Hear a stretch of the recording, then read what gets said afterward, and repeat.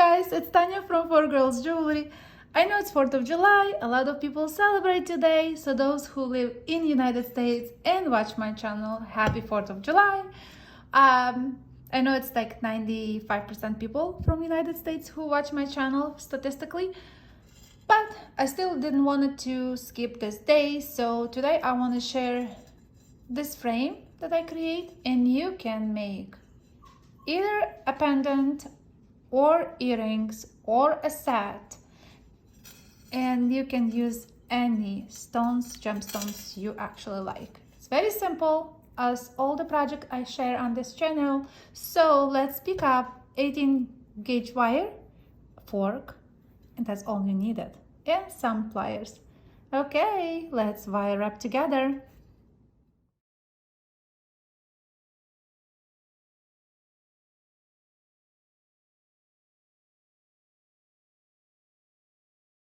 I have my fork, I have my 18 gauge wire for this project, and I have a frame that we're gonna make. That's what we're striking to do. You also need hammer, because when you notice, after I create the frame, I will hammer. You can hammer this part, you can hammer this little tiny guy here I did, and as well as the other part, and then it will be strong enough for using anything you want inside. It could be like I did with herringbone stitch and stones, or it can be anything you really want. You can put a bead inside, you can crochet something inside. It's just a frame that we're gonna create today, and the rest will be your creativity. So what we need is fork, or you can use anything else with the spaces like that. So I will leave a little tail, not a big one, something like that. And then we just go like we did project before. So we just go one row. So that's what we have. Turn. Boy, I have a mess on the table here. And then we go opposite direction. This, that, up.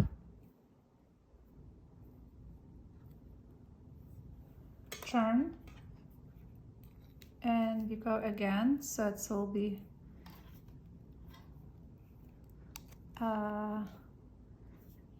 and turn here. So what you strike to do is just make sure you press nicely so it sits nicely here. So all you have to do, two over here, and here you will have basically one and two wires sticking. So you put wires like that, opposite direction, and cut.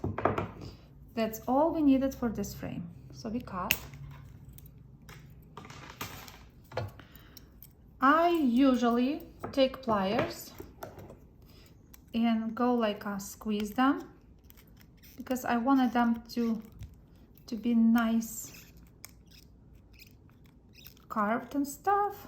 Press again here. That's it. And I remove from my tool. That's funny that I use fork. Somebody asked me, can I use anything else? Yes, if you have something like space like that, why not? So that's what we have, right? And I also made before the same thing. So now the important thing is we open slowly. The thing is which direction to open. So we have to open where this thing is. So we open like this way, because we want to make this little guy here.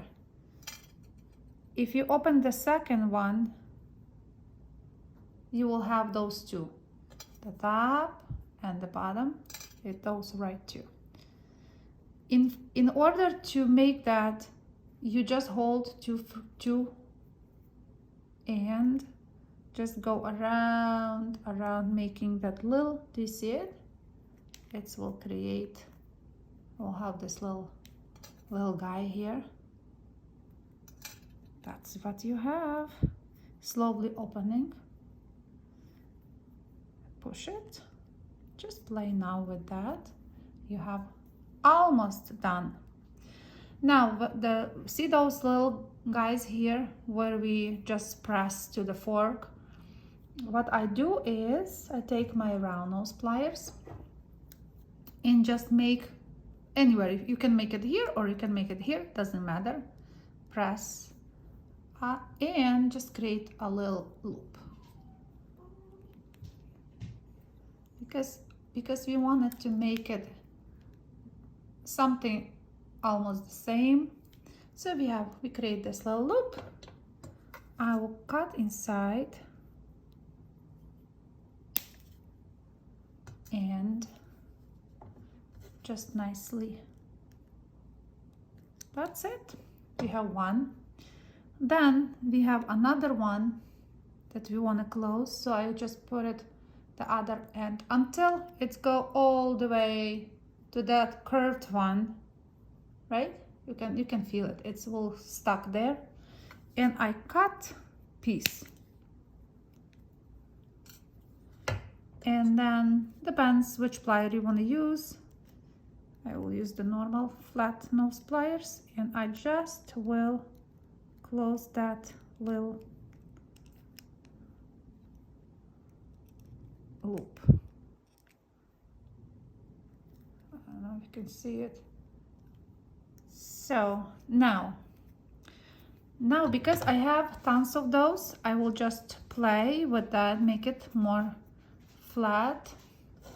And if I want to make exactly the same earrings, I will try to stretch it the way how I want. It can be longer, elongated, can be more fat this way, but it's very easy, guys. Very, very easy. It looks smaller because we also needed to hammer it. Then you take your hammer and you can stretch this way a little bit more this way, you know. You are a boss. You can make two of them exactly same. All you have to do now, you take your hammer and you hammer. I hammer this side, this, that piece, and then again here, here, and here. And then after I hammer how I like, let's say, you know, you hammer it, right? You hammer how you want it. I have several frames here. After I do that, I take my rubber mallet and just hammer generally. Just tap it, so it will be stable, good frame, so you don't have to like worry about misshaping or anything. After that, it's all creative process. You can, guys, just put it any beads inside. You can make something from the top to the. You can maybe wire wrap here and put nice seed beads inside, like make it straight line. It will be gorgeous. You can also make some fill out here with a little bit, and then on the bottom, in the middle. The possibilities endless. I just like herringbone stitch, so I showed these before. I like something like that, so I just put, and I want to create now a line with copper and sterling silver. In the past, I only work with one metal, with copper. Now I order a bunch of sterling silver, and instead of making completely sterling silver pieces, I do combination of two, because I feel like a lot of people have, let's say, earrings that's sterling silver, and then if they get bracelet or something copper, necklace could be something that connect two metals together. It could be like this piece. It has sterling silver and copper, and also copper and sterling silver. It's fresh. It's need to go to liver of silver. I have tons of questions about liver of silver. One day I will do it again. It is on my channel. If you search it, there is information about liver of silver and coffee grinds that I use in my projects, but it's not necessary. You can only use hot water and liver of silver and polish it to perfection. So that's what I want to share today.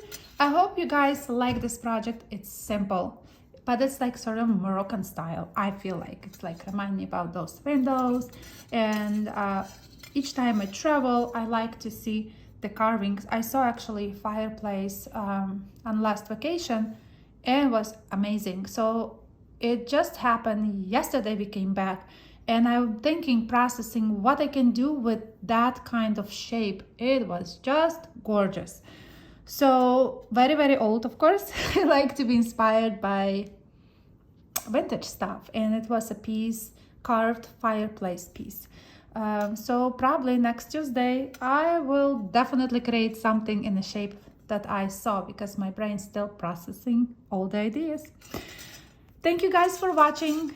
I'm really blessed I have all of you, and you always commenting. I love that. It's make me feel so good, so I create even more, and I want to share more. It's like never ending. Thank you, thank you. Happy 4th of July, and I will see you next Tuesday. Have fun making tons of beautiful frames. Bye.